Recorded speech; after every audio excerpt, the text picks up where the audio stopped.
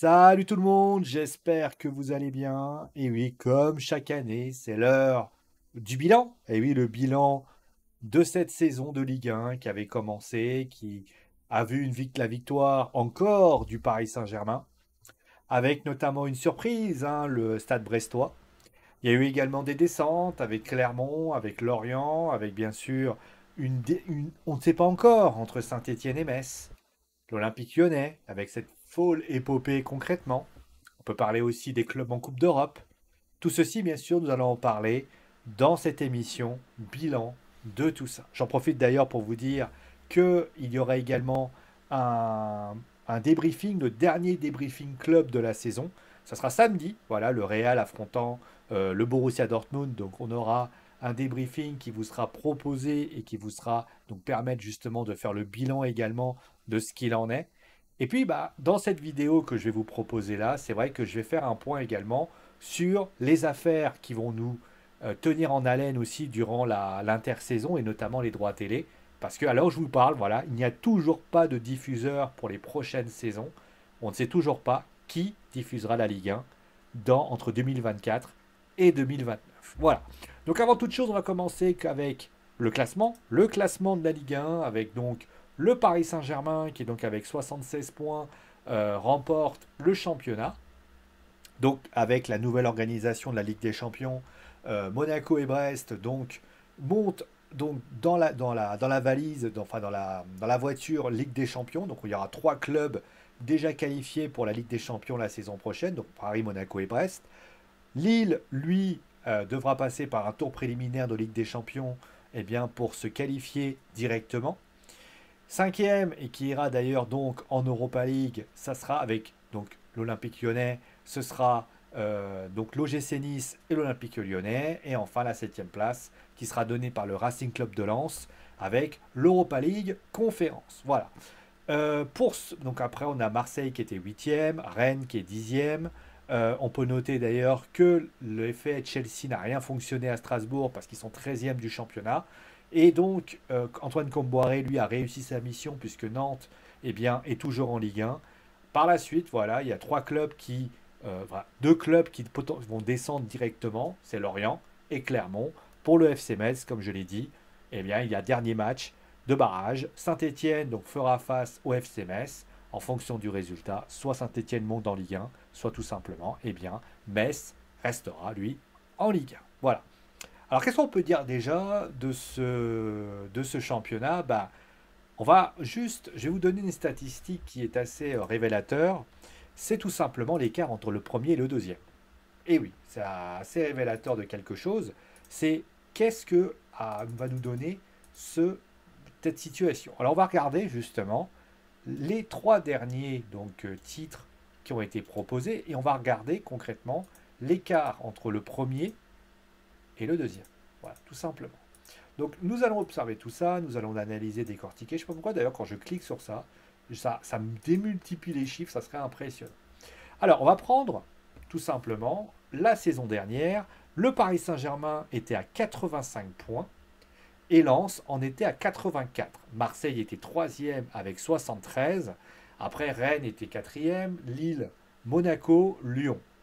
Donc il y avait donc on va dire que les principales locomotives du championnat étaient relativement respectées. On notera d'ailleurs que le premier et le deuxième se tenaient quand même avec des panels de points très hauts, d'ailleurs un point de décalage entre le PSG et Lens. Et je tiens à signaler que le troisième avait 73 points. Là, le troisième, c'est Brest, il a 61 points. Après, pour celui qui allait en Europa League, il avait 55 points. On voit que Rennes en a 68. Donc il y avait quand même quelque chose. L'année d'avant, donc c'était une D1, une Ligue 1 à 20 clubs. Donc c'est toujours un peu tronqué, mais le Paris Saint-Germain était lui à 86 points. Le deuxième, lui, était à 71. Et Monaco, donc Monaco, Rennes, Nice, Strasbourg, qui était sixième, Lens. Donc on avait encore, entre guillemets, à part Lyon qui n'avait pas respecté, et Lyon qui n'était pas non plus respecté depuis quelques temps, on se rendait compte qu'en général, on avait toujours les cadors du championnat qui étaient là, les locomotives qui étaient présents dans cette histoire. Et donc, on va passer justement, lorsque le Paris Saint-Germain n'était pas champion, puisque c'était le LOSC qui l'a été, 83, 82, Monaco donc avec 78, Lyon 76, Marseille qui était donc avec 60, là vous voyez le cinquième 55. Donc voilà ce qu'il en est. Et enfin donc après Ligue 1 entre guillemets à 20 clubs. Donc il y avait quand même. D'ailleurs juste pour la petite anecdote, le seul truc positif c'est que Clermont a fait mieux que Dijon. A fait mieux que Dijon, mais par exemple Bordeaux a fait 31 et Angers a fait 18. Donc voilà. Bah, qu'est-ce qu'on remarque concrètement déjà dans la première analyse que je viens de faire? C'est que bah, aujourd'hui, le Paris Saint-Germain on va dire, le nombre de points le plus faible de ces 3 dernières années. Le Paris Saint-Germain a fait 76. Tous les champions, c'est-à-dire Lille et le PSG, ont fait plus de 80 points à chaque fois. Donc c'est la preuve que le Paris Saint-Germain, dans cette histoire, a certainement profité quelque chose d'un championnat très faible. Il faut le dire, d'un championnat excessivement faible, parce que le deuxième est à 67 et Brest, clairement, est à 61. Je vais enlever Brest, je vais en parler justement dans les belles propositions, mais également dans les mauvaises prépositions. Je parlerai également des tops et les flops, comme à chaque fois. Mais on peut quand même considérer que dans ce Paris Saint-Germain, qui notamment ne s'est pas beaucoup foulé, d'où le fait que Luis Enrique a été très gentil et n'a pas vraiment voulu en faire plus, bah, tu te rends compte que le PSG, bah, dans cette histoire, bah, finalement, eh bien, n'a pas eu forcé son talent. Et au final, bah, Monaco, Brest, Lille, Nice n'ont jamais réussi à faire. On a des échecs, des gros échecs même, avec un Marseille qui malheureusement a été, on va dire, pas bon du tout, surtout la première partie de saison, avec notamment le départ de Marcelino et de Gattuso. On va en parler plus en détail. Rennes, qui lui a été mauvais cette saison. Et puis, bah, on peut citer aussi des clubs qui avaient fait de belles choses l'année dernière, comme Lorient, qui n'ont pas réussi à répondre présent, euh, pour ainsi dire. Mais on a un championnat, qu'on va pas se leurrer, qui était globalement pauvre, ce qui peut expliquer pourquoi je dis, d'ailleurs je le dis, je pense qu'on a un des pires championnats de cette saison. D'ailleurs, on va en parler après des droits télé, parce que ça c'est intéressant, parce qu'il y a des choses à dire par rapport aux droits télé, par rapport à ce qui pourrait arriver. Donc ça c'est la première chose à dire au niveau de Monaco, de Brest, de Lille, de Nice, même de Lyon. Bah, tout simplement, on a clairement failli par rapport à un Paris Saint-Germain. Alors, Paris Saint-Germain, je considère qu'ils sont coupables parce qu'ils n'ont pas voulu appuyer fort, mais on va dire les choses clairement. Il y a eu une certaine arrogance de la part du PSG qui s'est retrouvé face à des personnes qui, au final, étaient plus faibles qu'ils se pensaient. Et ça, je vais vous dire la vérité, c'est pas de bon augure. Parce que oui, cette année, il y avait une belle épopée européenne. Tous les clubs européens qui étaient en lice en Ligue des Champions ou en championnat ont fait une très bonne figure. Le PSG a été en demi-finale de Ligue des Champions. Lens, même s'ils ont été en Europa League conférence en Europa League, pardon, mais on peut quand même considérer que Lens a quand même livré des prestations intéressantes. Je pense par exemple à ce qui s'est passé face à Arsenal, où notamment, je rappelle, hein, quand même contre Séville, ils avaient quand même plutôt été bons et ça aurait pu bien se pencher si jamais, bah, par hasard, ils avaient réussi à prendre quelques points. Bah, on peut citer aussi, par exemple, une équipe comme Nice, qui a fait des bonnes choses. On peut citer une équipe comme Marseille, qui a été demi-finaliste de l'Europa League. Lille, qui a été quart de finaliste, avec notamment pas mal de choses intéressantes.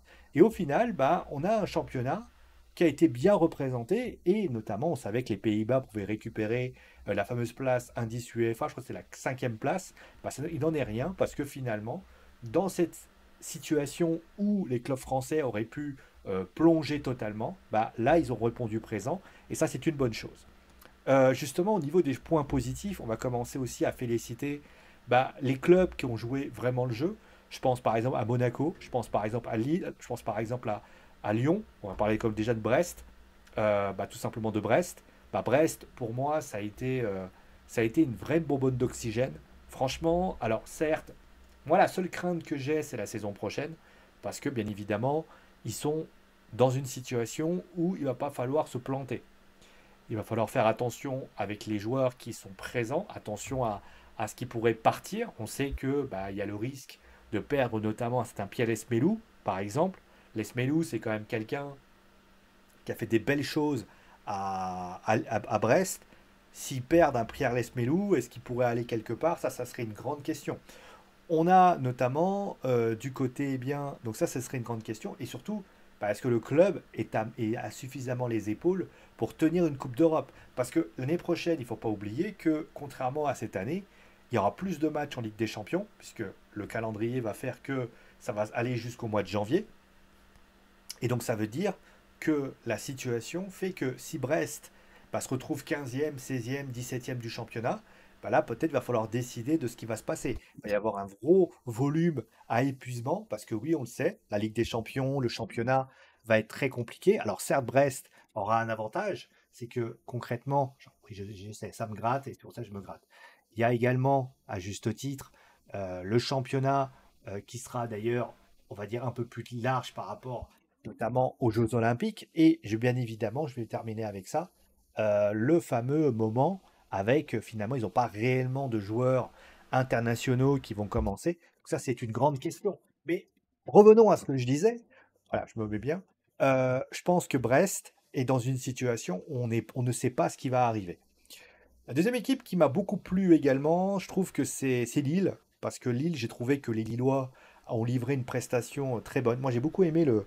En fait, Lille, ce qui m'a plu chez eux, c'est on s'en fout de qui on est en face, on joue, on joue, on joue, on joue. Et ça, on peut féliciter par exemple à Paulo Fonseca, d'ailleurs, justement, je vais en parler après, de Paulo Fonseca qui a fait un boulot colossal, voilà, un énorme boulot de la part de Paulo Fonseca qui a fait un boulot mais extraordinaire. Et je trouve que le LOSC n'a pas à rougir de ce qui s'est passé. Après, c'est vrai qu'ils ont une grosse inquiétude, les Lillois. C'est ce qui va se passer pour la saison prochaine. On sait que Paulo Fonseca ne sera plus l'entraîneur du LOSC. Qui va le remplacer? Ça, c'est une grande question. On sait également, par exemple, que le Racing Club de Lens, il y a Franck Hez qui va partir du côté de Nice. Oui, je sais, il y a quelque chose qui me gratte dans le pied, je suis vraiment désolé. Euh, donc, ça, c'est la première chose à dire. C'est vrai que on va en parler après, hein, bien sûr, du Racing Club de Lens. Mais on va dire que voilà, il y a ça. Monaco aussi. Hein, Monaco, il y a un propriétaire qui pourrait partir. Mais j'ai aimé aussi la mentalité, la manière de jouer. Il y a eu du bon boulot. Après, il faut que l'effectif soit encore en train de travailler. On sait que l'année prochaine, l'AS Monaco va perdre un certain Wissam Ben Yedder. Attention hein, quand même à l'attaque. On sait que Ben Yedder faisait quand même de belles choses avec l'AS Monaco. Donc attention à ce qui pourrait arriver. Et puis on va terminer forcément avec, pour moi, la plus belle remontada de 2023-2024. C'est bien évidemment l'Olympique lyonnais. Avec un homme qu'on doit féliciter. C'est Pierre Sage. Pierre Sage qui a été extraordinaire dans cette situation. Alors oui, il y a cette défaite en Coupe de France, en finale de Coupe de France, où c'est vrai que le PSG a été globalement au-dessus. Il faut quand même le dire. Après, il y a eu ces trous d'air du PSG, on en parlera après. Mais concrètement, moi, je suis quand même assez admiratif de ce qu'il a fait, le travail qu'il a fait. Quand on sait que, voilà, ça a été. En fait, j'ai trouvé que, voilà, Pierre Sage, c'est cas typique de l'entraîneur qu'on aime bien, qui a fait du beau jeu, qui a laissé son équipe jouer, travailler. Et au final, on peut que le féliciter. Et il mérite cette sixième place parce que c'est son travail, c'est l'investissement qu'il a, c'est l'investissement qu'il a pu faire. Et ça, c'est vrai qu'il a. Bravo à lui. Bravo à lui parce que franchement, il y a des joueurs, voilà, il y a des joueurs qui se sont révélés. Je pense à Noama, je pense à Cherki qui a fait quand même une bonne saison. Je pense je pense notamment à, par exemple, à des joueurs qui sont revenus comme Benrahma, qui ont fait une saison excessivement intéressante. Voilà. Franchement, moi j'ai chapeau bas, monsieur. Chapeau bas, chapeau bas, chapeau à ce que vous pouvez faire. La vérité, le Paris Saint-Germain, aurait pu se faire dépasser par un certain LOSC si jamais les choses n'auraient pas été comme ça. Après, c'est la vie, c'est comme ça. Il faut savoir l'accepter. Et je tiens à signaler, voilà, moi j'ai trouvé que c'était excellent. Et concrètement, voilà ce qu'il en est. Moi, en tout cas, j'étais content. Et bravo vraiment, je le dis, bravo au LOSC, à Lyon de ce qui pourrait arriver. Après, au niveau des équipes qui m'ont globalement déçu, on peut le dire. D'ailleurs, bravo au LOSC, d'ailleurs aussi d'un truc, je ne vais pas le dire, mais quand on sait qu'un Jonathan David a été, pour ma part, on va dire, un peu moyen, je trouve que c'était intéressant. Après, pour ce qui s'agit des clubs qui, pour moi, m'ont vraiment déçu, il y en a trois. Il y a Marseille qui m'a, pour moi, déçu, parce que Marseille, ça a été les coulisses de l'enfer, on va appeler ça comme ça, avec notamment, souvenez-vous, hein, les départs de Marcelino, le départ de Ribalta, avec notamment un Pablo Longoria qui était en difficulté. On se souvient notamment aussi, par exemple, la manière dont la situation avait été gérée. Franchement, ça avait été du n'importe quoi. L'arrivée de Gattuso aussi. qui a été, pour moi, qui a eu aucun impact dans cette histoire. Ça, pour moi, j'avais trouvé ça pathétique, concrètement, je le dis clairement.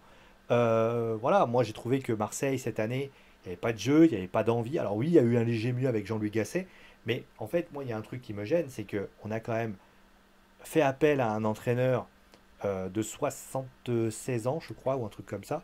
C'est quand même gênant. C'est quand même gênant. 76 ans pour quelqu'un qui, pour moi, avait été licencié de la Côte d'Ivoire, ou un truc comme ça. Oui, c'est la Côte d'Ivoire, je crois. Moi, je trouve ça extrêmement triste et extrêmement inquiétant. Donc là, il va falloir quand même que les Marseillais se reprennent. Alors, Franck Pacourt a dit qu'il remettrait la main à la pâte et que concrètement, il souhaitait une équipe compétitive la saison prochaine. Ils ne sont pas en Ligue des Champions, ils ne sont pas en Coupe d'Europe. Ils vont pouvoir travailler ça tranquillement. Pablo Longoria l'a dit. Commencer déjà aussi à essayer de dégraisser l'effectif parce qu'il est quand même bien volumineux. Garder des bons éléments. On pense à un Aubameyang qui a été plutôt bon cette saison. Mais concrètement, voilà, moi j'ai trouvé que Marseille a été. Ah bah tiens, je vais remettre l'autre vignette, comme ça vous n'avez pas besoin. Pour moi, ça a été globalement assez décevant, pour ainsi dire. L'autre équipe qui m'a déçu, bah, c'est le Stade Rennais.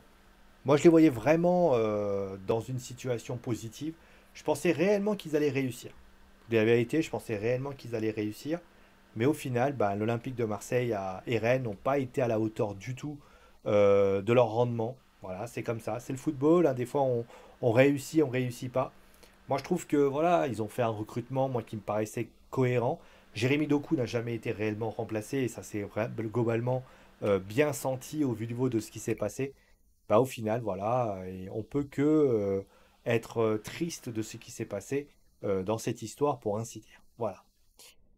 Et puis la troisième chose, un troisième club qui m'a globalement assez déçu, je vais reprendre le classement, bah, vous l'avez forcément compris, bah, j'ai trouvé que au niveau de la cacophonie, au niveau de tout ce qui s'est passé, bah, j'ai envie de mettre on va dire en sanction, bah, de toute façon ils ont été sanctionnés aussi, c'est Lorient. Lorient qui a été pour ma part pareil, hein, Lorient, il y a eu notamment un truc qui m'a fait halluciner, c'est que les mecs se sont réveillés en fin de saison. Ils se sont dit, oh, bah, pour le dernier match, ça a été pour moi du n'importe quoi, hein, le dernier match. Parce que le dernier match, ils se sont tous réveillés, ils se sont dit, tiens, on va mettre 5-0 à Clermont. On s'est même demandé d'ailleurs quelque chose.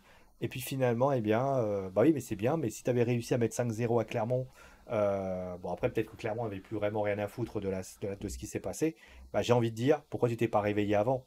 Parce que pour moi, à un moment donné, tu t'es pas réveillé avant. Et là, à la fin, tu te trouves avec d'énormes regrets, d'énormes situations. Et ça, c'est pour ainsi dire. J'en profite d'ailleurs pour parler aussi de deux points qui va me paraître importants avant de parler de la saison prochaine. Enfin, du point déjà, c'est surtout bien évidemment, bah, c'est vraiment le carton, je dirais le carton rouge qui va être donné, c'est bien évidemment ce qui s'est passé dans les stades. Alors, on va le dire clairement, ça a été du n'importe quoi.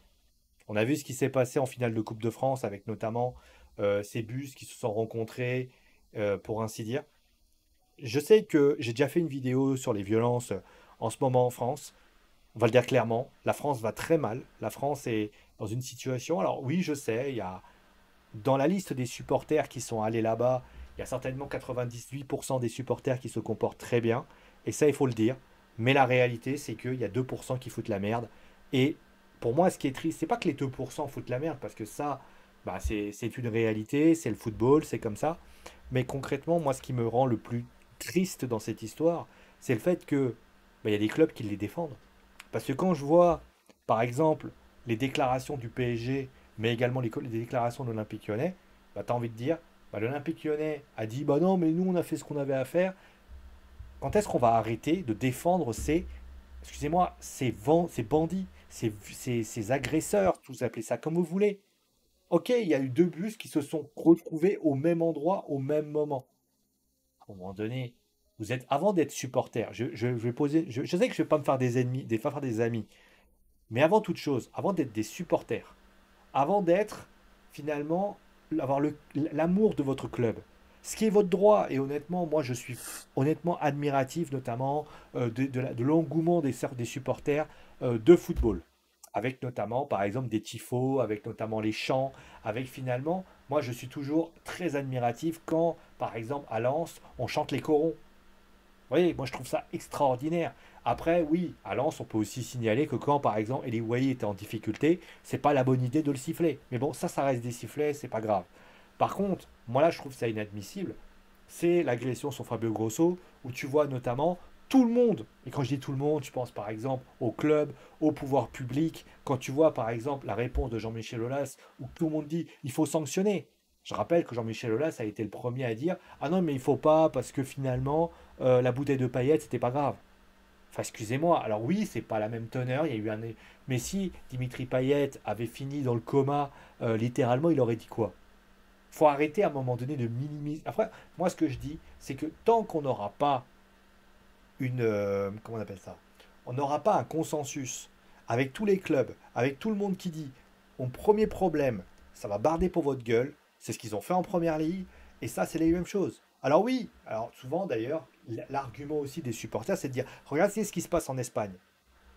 Mais vous savez, c'est pas parce que le voisin est con que ça veut dire que vous êtes plus intelligent. Ça, il faut quand même le dire. Donc, moi, je trouve ça inadmissible. Il y a eu des problèmes partout. Je parle de la Ligue 1, mais en Ligue 2, c'était pareil. Pour moi, c'est tout simplement. Il y a eu un léger mieux l'année dernière où, franchement, il y avait quand même pas mal de choses. Alors, oui, il y a eu Rodez, il y a eu pas mal de choses. Mais il y avait quand même de léger mieux. Là, cette année, pour moi, c'est revenu comme avant. Et je pense qu'il va falloir très sincèrement que ça se reprenne. D'ailleurs, je tiens à faire un petit aparté notamment. On se rend compte que le supporter, je suis en train de me demander d'ailleurs si le supporter français n'est pas un peu demeuré en fait. Je veux dire, je vais revenir sur un parallèle après. On a actuellement Roland Garros. Et ben, il y a beaucoup de joueurs, notamment par exemple David Goffin, qui s'est permis de critiquer les fans français en disant c'est pas possible. On est au tennis. Moi, j'ai jamais vu ça. Il y a eu des sifflets, il y a eu des moments voilà, où ça chambrait un peu, mais là, ça devient du n'importe quoi. Et je trouve que moi, là où je me dis. Et le pire, c'est que d'un côté, tu as par exemple, moi j'ai Wrestling Football, hein, dans le catch, eh bien, il y a eu un WWE Backlash qui a eu lieu, avec notamment, je crois, 40 000, 50 000, 60 000 personnes, je crois, un truc comme ça. Et ben les mecs se sont super bien comportés. Il y a eu un lutteur, pour ceux qui le citaient, Jey Uso, qui est rentré dans le public, enfin, par le public. Tout le monde s'est tenu. Est-ce que c'est parce que les supporters sont moins abrutis? Peut-être. Mais en réalité, je pense aussi, hein, je veux dire une chose. Regardez, par exemple, les gens disent, ouais, mais parce qu'il y a de la violence. Quand il y a eu le match entre Cédric Doumbé et Baki, pardon, qu'il y a eu notamment le prochain match, alors j'ai plus le nom du mec avec qui il a affronté, vous avez eu l'impression qu'il y a eu des problèmes? Il n'y a pas eu un seul problème. Je veux dire, il y a aussi peut-être un peu des deux. C'est-à-dire qu'il y a un peu des supporters qui deviennent un peu abrutis, et je suis désolé, et moi j'ai quand même honte de les appeler des supporters, parce que pour moi, c'est pas des supporters. Mais il y a eu aussi, je pense, en tout cas c'est mon avis, le laxisme des instances. Et quand je dis les instances, je pense à la LFP, je pense aussi à la Fédération française de football, je pense par exemple aux dirigeants de clubs, je pense par exemple au pouvoir public qui refusent d'assumer les responsabilités et qui se renvoient la balle. Et moi je le dis avec beaucoup de sincérité, aujourd'hui, je pense qu'il va falloir attendre un mort. Je le dis, je pense que le jour où il y aura un mort, mais c'est même l'ironie de la chose, hein, c'est que je pense que s'il y a un mort, on continuera à se rejeter la faute sur les autres. C'est-à-dire que là où le Paris Saint-Germain, il y a eu notamment une décision avec un. Vous savez, moi je vais vous dire une chose. À l'époque, j'étais très contre le plan Le Prou. Parce que je me suis dit, ah ouais, c'est un peu abusé, etc. Mais quand il réfléchit bien, moi j'étais pas contre hein, à l'époque. Hein. Alors, c'était il y a 10 ans, c'était il y a 11 ans, j'étais plus jeune. Bah, tu te rends compte d'un truc, c'est que le plan Le Prou, bah, c'était pas mal en fait. Parce que le plan Le Prou, qu'est-ce qu'il a fait, Robin Le Prou? Il a pris les supporters entre les yeux, il leur a dit, vous avez fait une connerie, il a tapé tellement fort qu'à la fin, mais il y a eu tous les pouvoirs publics qui les ont aidés. Si le Paris Saint-Germain, alors oui, il y a ce qui s'est passé en Coupe de France, mais si le Paris Saint-Germain s'en est sorti et a pu aller beaucoup mieux, c'est aussi parce que. Alors, il y a eu des conséquences, on peut en parler, de l'ambiance au Parc des Princes qui s'est énormément dégradée, mais il y a eu aussi des bonnes choses et des choses intéressantes par rapport à ce qui s'est passé. Donc, j'ai envie de dire, si on veut arriver à cette extrémité-là et qu'on ait un plan Le Prou global de la Ligue 1, c'est ce qu'on va arriver. C'est ce qu'on va arriver, c'est-à-dire qu'on va avoir littéralement, on va dire littéralement tout ça. Est-ce que c'est ce qu'on veut? Je ne sais pas. En tout cas, ce qui est certain, c'est que si on continue dans cette voie-là, il y a une réalité. C'est que je ne sais pas comment ça va se passer. Voilà. Bon, parlons quand même de la saison prochaine. Alors, on va regarder bien évidemment, je l'ai dit, hein, les 7 qualifiés concrètement pour les différentes Coupes d'Europe. Et je vais vous dire une chose, quand vous regardez par exemple le classement de l'année dernière, proposé, enfin, je vais vous le dire comme ça sera plus simple. Le classement de l'année dernière, c'est un classement qui, de mon point de vue, est un classement globalement logique. Lens montait en puissance, Marseille, certes, avait aligné plusieurs défaites, mais était troisième du championnat. Rennes faisait bien le boulot. Et Lille, c'était bien. Il y a un moustique dans ma chambre. Rennes faisait le boulot. Lille était plutôt bien. Et Monaco était sixième. Dégage. Voilà. Et puis, il y a eu quelques petites choses, etc. Et si vous regardez bien, bah, vous regardez tout simplement bah, des équipes qui ont été la dernière, tout ça, etc. C'était la dernière fois, d'ailleurs, juste pour info, la dernière fois, c'était la dernière fois où le club était, il y avait une D1 20 club. Environ 85, etc. Cette année, on a Monaco, Brest, Lille, Nice et Lyon. Bah, moi, je me rends, et Lens. Bah, je me rends compte que c'est là.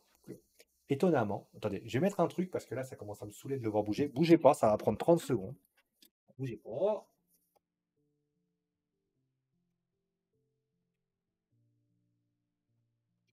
Au mois de juillet, en train de faire bli. Hein. Alors, c'est bon. Je reviens à vous. Donc, revenons à ça. Donc, il y a Monaco, Brest, Lille, Nice, Lens et Lyon. Bah, en fait, on a très clairement. Alors, je vais aussi dépoussiérer le plus haut, mais je vais prendre d'ailleurs au cas par cas.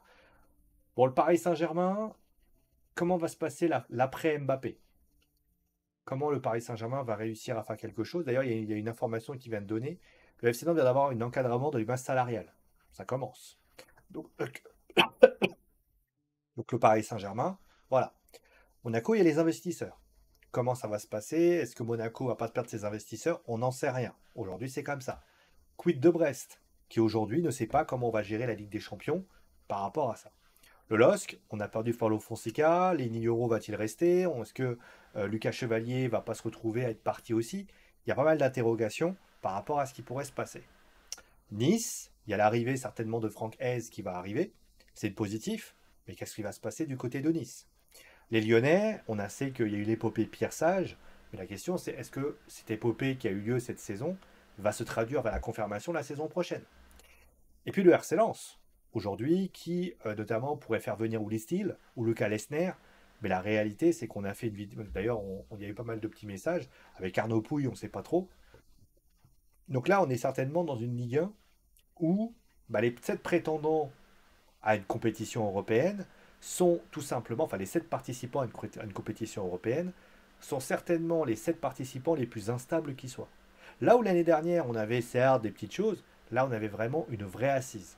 Là quand tu vois ça, tu te dis, ouais, alors le Paris Saint-Germain saura se renforcer et je ne me fais aucun problème là-dessus, mais sinon les autres, je suis quand même globalement assez inquiet par rapport à tout ça. Et là, bah, il va y avoir la petite cerise sur le gâteau, c'est que vous le savez, l'information a été peut-être diffusée chez vous.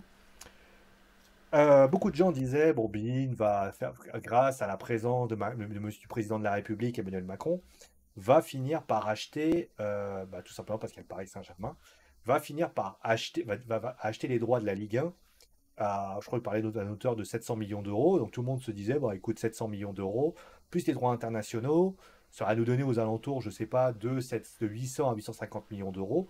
Sans CVC, parce que si tu mets CVC, t'en poutres de 133 millions d'euros à vie. Hein, c'est quand même assez gênant ce qui va se passer. Donc là, tu te dis, bon, bah écoute, c'est cool, c'est pas mal, ça peut être une bonne idée pour ainsi dire. Sauf que une information a été publiée justement dans Foot Mercato, mais également dans le quotidien L'équipe. Beansport ne serait pas autant motivé à l'idée de vouloir racheter la Ligue 1. Alors, ça aussi, ça va être une grand mystère parce que pour l'instant, je vous le dis, il n'y a aucun diffuseur pour la Ligue 1. Amazon a dit non, Dyson, a priori, a botté en touche. Canal va refuser d'avoir la Ligue 1. Et concrètement, j'ai oublié qui. Et RMC ne bougera pas ses fesses. Et pour ainsi dire, il y a aucune. Après, on peut toujours imaginer les chaînes en clair, France Télévisions, M6, TF1. Mais a priori, ça ne se fera pas. TF1 achètera peut-être le. Merci. Achètera peut-être, je dis bien peut-être, le magazine, le magazine du week-end, là, le magazine du dimanche. Mais sinon, il n'y a que ça. La réalité, et je vous le dis clairement, la réalité aujourd'hui, c'est que le foot français, le football français, est aujourd'hui dans une situation qui n'a jamais été comme celle-là. Aujourd'hui, pourquoi bah, les gens vont comprendre. Pourquoi, à votre avis, parce que les gens ont certainement dû se dire, comment ça se fait que beIN Sport, que la Ligue 1 soit tellement si peu cotée. Je veux dire, il n'y a pas. En fait, on dit toujours, vous savez, moi je dis toujours, il n'y a pas de fumée sans feu. Si tu travailles mal, vous savez, c'est toujours comme on dit, hein, vous avez un élève, il travaille mal. Alors, ça peut avoir, il peut y avoir des conséquences. Vous allez avoir le bac. Alors, je sais que cet exemple va paraître un peu foireux parce que les gens vont dire, moi je travaille jamais. Mais tu peux, je vais te regarder. Un élève qui travaille pas durant l'année, qui bosse pas du tout, et que du jour au lendemain, il se réveille et il va se dire, je vais bosser, et il va essayer d'avoir, en fait, ça va passer ou ça va casser. C'est-à-dire que, prenons un exemple. Vous travaillez, vous faites passer votre bac, là, vous avez votre baccalauréat à la fin de la saison, donc là, à la fin de l'année, on est le 30 mai d'ailleurs, donc forcément, on n'est pas loin des épreuves anticipées, et bien évidemment, et surtout, bah, ce qui va se passer par la suite, l'épreuve anticipée, avec finalement l'examen qui va avoir lieu, notamment, je crois, mi-juin, un truc comme ça. Et il s'avère que, bah, concrètement, vous allez travailler. Il s'avère que ceux qui ne sont pas assis, ceux qui sont assis, pas très assidus à l'école, mais qui, le dernier mois, bossent comme des oufs pour essayer de récupérer et de pouvoir obtenir leur Graal, bah, j'ai envie de dire que il y a trois types de personnes. Ceux qui bossent toute l'année, bah, eux, en général, ils l'ont. Ceux qui ont des facilités et qui n'ont pas besoin d'apprendre éternellement, eux, ils font l'avoir, on va dire. Et après, il y a les autres. Ceux qui ont pas bossé, qui ont fait les cons pendant toute l'année, ils vont bosser pendant un mois, ils vont obtenir ils vont obtenir leur examen. Ils vont alors, par contre, le problème, c'est que ça va se jouer à rien. C'est-à-dire que comme tu as bossé pendant le dernier mois, bah, le problème, c'est que ça passe ou ça casse. Soit tu vas dire, bon, j'y arrive pas, soit bah, tu vas pas l'avoir. Ou tu vas l'avoir au rattrapage. Et on va terminer avec ceux qui n'ont pas bossé toute l'année, qui, on va dire, ne bosseront pas pendant cette période, et qui, au final, bah, eux l'auront pas, puisque finalement, ils n'ont pas envie de bosser. Donc, au final, ça va être un peu le même délire. C'est-à-dire que cette année, ça a été la représentation d'une Ligue 1 très pauvre. Comment vous voulez que les droits télé augmentent? Aujourd'hui, les droits télé, on va dire, sont à 730 millions, un truc comme ça. Donc, ça veut dire que la Ligue 1, la LFP, a dealé pour avoir cette somme. Et je rappelle pour information que Amazon avait pris 330 millions, un truc comme ça, et pour récupérer l'intégralité des matchs, à part les deux matchs, je crois le match du samedi soir et le match du dimanche à 17h, mais ces deux matchs-là, c'était pas des matchs que Canal était ravi de les avoir. En réalité, c'était des matchs que Canal avait récupérés et la Ligue avait dit tu vas les prendre parce que même d'ailleurs pour une petite anecdote, c'était des matchs que beIN avait pris, que Canal avait racheté. Donc c'était même pas Canal qui avait racheté ça. Donc j'ai envie de dire dans cette histoire qu'il y avait ça. Donc à un moment donné, il n'y a pas de fumée sans feu. Je veux dire, la Ligue 1, depuis Mediapro, il y a eu un problème. Mediapro a cassé les ventes. Aujourd'hui, Aujourd'hui, les gens s'imaginent que il suffit d'avoir un. Aujourd'hui, on a perdu en manne financière. On a perdu ce qu'on appelle en attractivité. Aujourd'hui, il faut le dire, un Mbappé n'étant plus là, Neymar n'étant plus là, Messi n'étant plus là, aujourd'hui, c'est très compliqué de mettre en valeur la Ligue 1. Aujourd'hui, il faut le dire. Et il faut le dire aussi, la Ligue 1, ça donne pas envie. On ne parle pas de la Première Ligue, on ne parle pas de la Liga, on ne parle pas de l'Italie, on parle d'un championnat avec, on va dire, les affiches, qui sont des affiches peu bandantes en fait. Je veux dire, Paris et Marseille, ok, parce qu'il y a quand même des choses, mais sinon, qu'est-ce que vous avez? Lens, le supporter de base va le suivre, mais Lens, je veux dire, je vais vous donner, on va faire un petit jeu, d'accord? Un petit jeu qui va être très révélateur de quelque chose. Je vous demande de ne pas utiliser trichez pas, hein. Vous allez mettre en rubrique commentaire, je vais vous donner 5 clubs. Et le truc, c'est que vous allez faire exactement ce que je vous dis. 5 clubs, pas compliqué. À chaque fois que je vais vous donner un club, vous allez écrire 5 joueurs directement. 5 joueurs. Allez, on va dire, allez, 3 joueurs. Allez, 5. On va aller jusqu'au bout des choses. 3 à 5 joueurs, voilà. 3 à 5 joueurs de l'équipe. Ce que vous voulez, sans regarder, vous me dites de 3 à 5 joueurs. On va commencer avec le plus simple, le Paris Saint-Germain. Paris Saint-Germain, donc je vous laisse un peu de temps. Le Paris Saint-Germain, vous allez me citer Marquinhos, Donnarumma, Dembélé, Koulibaly, et vous allez me citer tout simplement Arnaud Tenas, ou vous allez me citer Marquinhos, j'allais citer Achraf Hakimi. Voilà, c'est facile. Si je vous dis Marseille, là, les supports, en général, vous allez me donner Aubameyang, vous allez me citer Rongier, pardon, vous allez me citer Paul Lopez, vous allez me citer Mbemba, et vous allez me citer Samuel Gigot. Pourquoi? Mais moi, je vais pouvoir me citer. Mais si vous, par exemple, vous êtes en train de couper, mettez en stop, vous commencé à réfléchir, vous allez trouver. Si je vous dis, par exemple, citez-moi un joueur de Montpellier, par exemple. Entendre. Et là, bizarrement, je me dis qu'il y en a certains qui vont pouvoir le faire, hein. Ils vont me citer Savanier, ils vont me citer, par exemple, ils vont me citer Savanier, vous allez me citer Ferry, vous allez me citer, par exemple, un Kouyaté, vous allez me citer, bien sûr, Benjamin Lecomte. Vous allez réussir à me trouver des noms. Mais vous avez déjà galéré beaucoup plus. Pourquoi? Parce que vous allez me dire, ah ouais, Wabi Kazri, par exemple. Mais ça va être surtout des joueurs, voilà. Si je vous dis, citez-moi un joueur de Brest, 5 joueurs de Brest. Bah, vous allez me citer les Smelou. Mais après, vous êtes le troisième, c'est quand même le cinquième, c'est quand même le deuxième de Ligue 1. Bah, vous allez me citer les Smelou. Vous allez me citer, ah ouais, c'est plus dur, hein. Vous allez me citer, par exemple, et là, si je vous dis, ah ouais, mais moi qui connais un peu plus, je vais vous parler de Bizotte. Je vais parler Del Castillo. Je vais vous parler de l'Esmelou. Je vais vous parler de Bradeloco. Je vais vous parler de tout ça.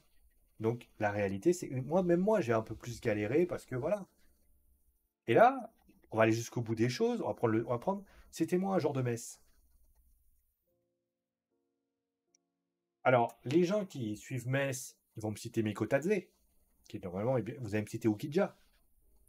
Mais même moi, je vais commencer à galérer. Là, je commence à galérer, vous allez voir. C'est vrai que je galère, c'est vrai que c'est difficile.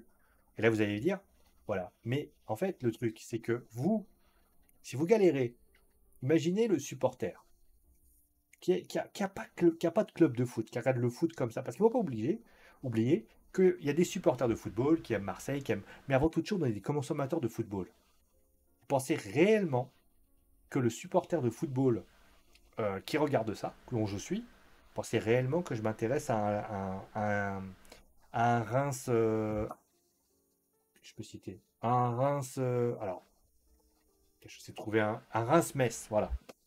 Pensez réellement que ça m'intéresse, ça?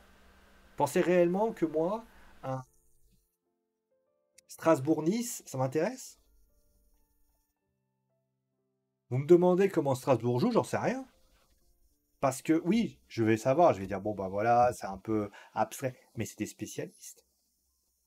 En général, les personnes, et d'ailleurs les diffuseurs le font très bien. Ils vont vous diffuser le Paris Saint-Germain, ils vont vous diffuser l'Olympique de Marseille, ils vont vous diffuser l'Olympique lyonnais, ils vont vous diffuser finalement le Racing Club de Lens parce qu'il y a une belle ferveur populaire. Mais en général, ils vont pas vous demander de diffuser le FC Metz. Lorient non plus. Clermont, je les aime beaucoup, mais c'est pas non plus le cas. Donc là où je veux en venir, c'est que je pense que dans cette équipe du Paris Saint-Germain, dans cette histoire de diffusion de la Ligue 1, il ne faut pas être étonné. Et donc, ça pose un énorme problème. Comment ça va se passer dorénavant? On va l'expliquer de manière très simple pour que les gens comprennent. Aujourd'hui, il n'y a pas de diffuseur. Il y a plusieurs solutions. Soit ils ont un diffuseur qui arrive et qui pose le chèque et puis c'est fini. Ça ne va pas le prendre le chemin. Deuxième possibilité, ils reprennent les négociations à la base, ils essayent de réduire la charpente et ils espèrent sauver les meubles. Troisième possibilité, ils diffusent une nouvelle chaîne. Autrement dit, ils font ce que, par exemple, certains font, c'est-à-dire que quand vous n'avez pas la possibilité de pouvoir diffuser quelque chose qui vous intéresse, dans le cas par exemple de Twitch, par exemple, admettons sur Twitch, vous êtes fan de poterie et vous faites une chaîne de poterie. C'est vous qui financez votre chaîne de poterie. On est d'accord. C'est pas votre voisin. Prenez par exemple la King, alors j'ai plus son nom en tête, là, le tour de compétition d'Amine, la King quelque chose. Bon, vous saurez de ce que je parle. Lui, qu'est-ce qu'il fait? Il a fait. Il s'est renseigné, il a regardé, il a analysé, il a misé de l'argent dessus.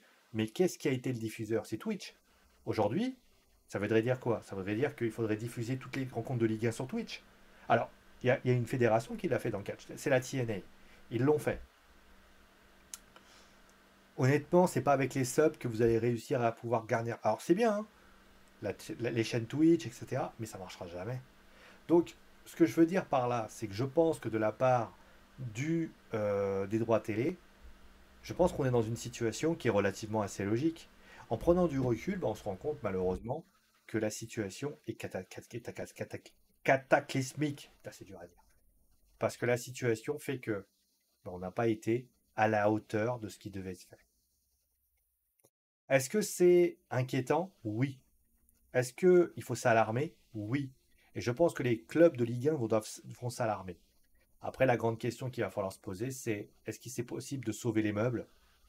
Ça va être une question qui a mérité d'être posée parce que quand je tape droit télé Ligue 1, là, allez, je vais taper droit télé Ligue 1. Donc voilà, et on a Nasser Al-Khelaifi notamment qui a dit qu'il était très inquiet. Voilà. Euh, un pessimiste au des nouveaux de ce sujet ô combien sensible. À partir de là, je ne sais pas comment ça va se passer, mais si on ne règle pas vite le problème, c'est peut-être la Ligue 1 qui va tout simplement s'écrouler. Et cet écroulement, j'ai très très peur de la suite des événements. Voilà. Merci à vous tous d'avoir suivi l'émission. Portez-vous bien. Bonnes vacances à ceux qui partent en vacances, même si je rappelle pour information que l'Euro va débuter la semaine prochaine. Enfin, l'Euro, il y aura des matchs amicaux. Il y aura l'Euro qui va débuter, je crois, dans 2 semaines, je crois, le 14 juin. Vous le savez, on suivra la plupart des matchs de Ligue 1, de l'Euro, on va regarder tout ça. Et vous savez quoi? On se retrouvera très très vite. En tout cas, merci à vous. Prenez soin de vous, amusez-vous bien. Merci d'avoir été nombreux pour cette année. Je rappelle pour information qu'il reste encore un match de club qui est le Real contre le Borussia Dortmund. On regardera ça tranquillement, pour ainsi dire. Allez, merci à vous tous. J'étais très honoré de faire cette belle saison de Ligue 1 à vos côtés. C'est vrai que j'ai aussi, je termine avec ça, il y a eu moins de matchs, mais j'ai eu pas mal de soucis, pas mal de choses à faire. J'espère que désormais, l'année prochaine, je pourrais vous proposer aussi des matchs, parce que pour l'instant, je ne peux pas, il n'y a pas de diffuseur. Mais si jamais je dois le faire, ça sera avec grand honneur et plaisir. Et je remercie tous les supporters de tous les clubs qui ont été super avec moi. En tout cas, merci à vous, prenez soin de vous et ciao.